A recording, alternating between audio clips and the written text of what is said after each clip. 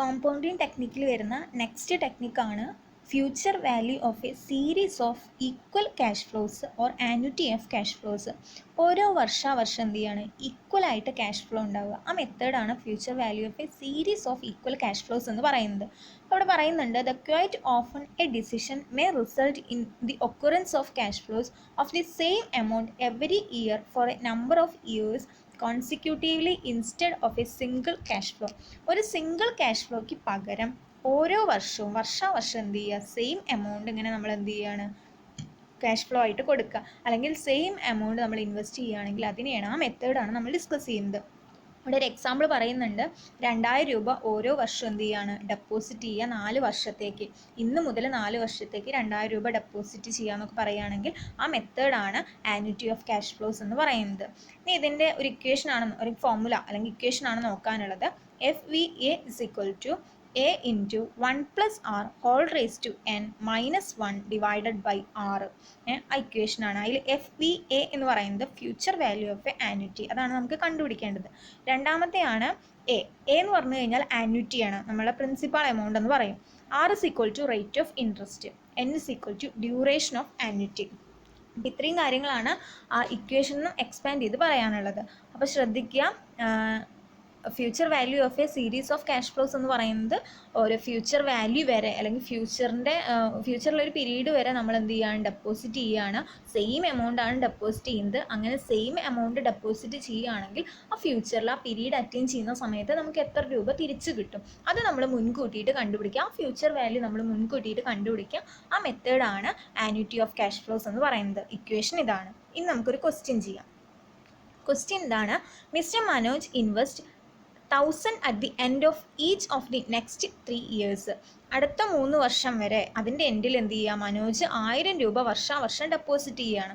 അതിൻ്റെ rate of interest എന്ന് പറയുന്നത് 10%. കോമ്പൗണ്ട് ചെയ്യുന്നത് ആനുവലി ആണ്. ഇവിടെ yearly, half yearly, monthly, quarterly ഒന്നുമല്ല, ആനുവലി തന്നെയാണ് കോമ്പൗണ്ട് ചെയ്യുന്നത്. അതുകൊണ്ട് M എന്ന് നമ്മൾ ഇക്വേഷനിൽ കണ്ടില്ലല്ലോ, അതുകൊണ്ടാണ് ആനുവലി കോമ്പൗണ്ട് ചെയ്യുകയാണ്.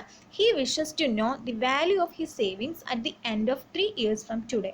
ഇന്ന് മുതൽ അടുത്തൊരു 3 വർഷം കണക്കാക്കുന്ന സമയത്ത് എത്ര കിട്ടും, 3 വർഷം കഴിഞ്ഞാൽ ഞാൻ ഈ 1000 രൂപ ഇൻവെസ്റ്റ് ചെയ്യുകയാണെങ്കിൽ 10% ഇൻട്രസ്റ്റിൽ എനിക്ക് എത്ര രൂപ തിരിച്ചു കിട്ടുമെന്ന് എന്ത് ചെയ്യണം, മനോജിന് അറിയാൻ താല്പര്യമുണ്ട്. അപ്പം അതാണ് നമ്മളോട് കണ്ടുപിടിക്കാൻ പറഞ്ഞിരിക്കുന്നത്. ഫസ്റ്റ് ഇക്വേഷൻ ഇല്ലാതെ ഒന്ന് നോക്കാം. അപ്പോൾ ഇക്വേഷൻ ഇല്ലാതെ ഇയർ കൊടുക്കുക. ഇയർ 3 വർഷമല്ലേ, 0 ഉണ്ട്, 1, 2, 3 എന്ന് പറഞ്ഞിട്ട് ഇയേഴ്സ് കൊടുക്കുക.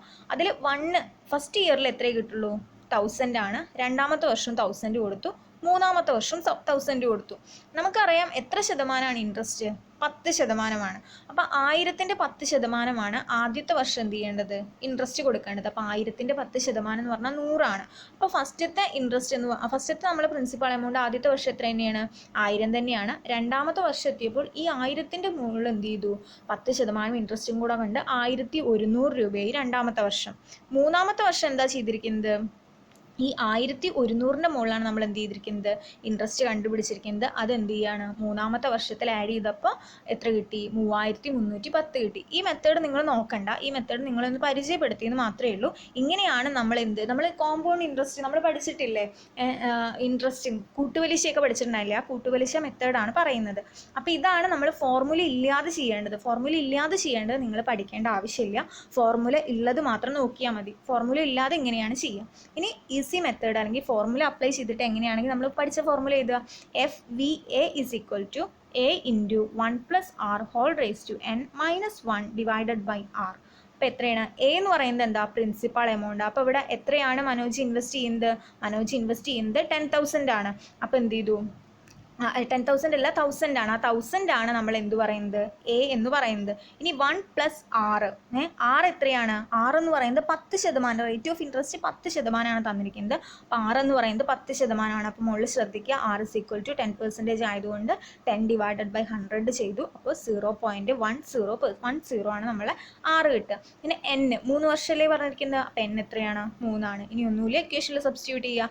1000 into 1 plus 0.10 whole raised to 3 minus 1 divided by 0.10 10. ഇത്രയും ചെയ്ത് കഴിഞ്ഞാൽ നമ്മൾ സബ്സ്റ്റിറ്റ്യൂട്ട് ചെയ്ത് വരുമ്പോൾ ലാസ്റ്റ് നമുക്ക് 3310 3310 ആൻസർ കിട്ടും. അപ്പോൾ നമ്മൾ ഫോർമുല ഇല്ലാതെ ചെയ്ത മെത്തേഡിലും സെയിം ആൻസർ തന്നെ കിട്ടിയത്, ഫോർമുല ചെയ്തപ്പോഴും എന്തെന്നെ കിട്ടിയത്, സെയിം ആൻസർ തന്നെ കിട്ടിയത്. ഇങ്ങനെയാണ് നമ്മൾ ഈ മെത്തേഡ് പ്രകാരം future value of a series of equal cash flows പ്രകാരം നമ്മൾ ഫ്യൂച്ചർ വാല്യൂ കണക്കാക്കുന്നത്. അപ്പോൾ ഈ മെത്തേഡ് എന്താണെന്ന് ഒന്നും കൂടെ പറഞ്ഞു തരാം. ഇവിടെ എന്താ ചെയ്യുന്നത് വെച്ചിട്ടുണ്ടെങ്കിൽ ഒരു ഇൻവെസ്റ്റർ സെയിം എമൗണ്ട് നിശ്ചിത കാലത്തേക്ക് ഇൻവെസ്റ്റ് ചെയ്യുകയാണ്. എന്ന് വെച്ചാൽ 3 വർഷത്തേക്കാണെങ്കിൽ ഓരോ വർഷവും എന്ത് ചെയ്യാണ്, അപ്പോൾ 1000 രൂപ ഇൻവെസ്റ്റ് ചെയ്യുക 1000 രൂപ ഇൻവെസ്റ്റ് ചെയ്യും. എന്നിട്ട് അയാൾ നമ്മൾ എന്താ കാൽക്കുലേറ്റ് ചെയ്യുന്നത്, 10% പറയും, ഇത്ര ശതമാനം, 10%, 20%, 8% ഇൻട്രസ്റ്റ് റേറ്റും പറയും.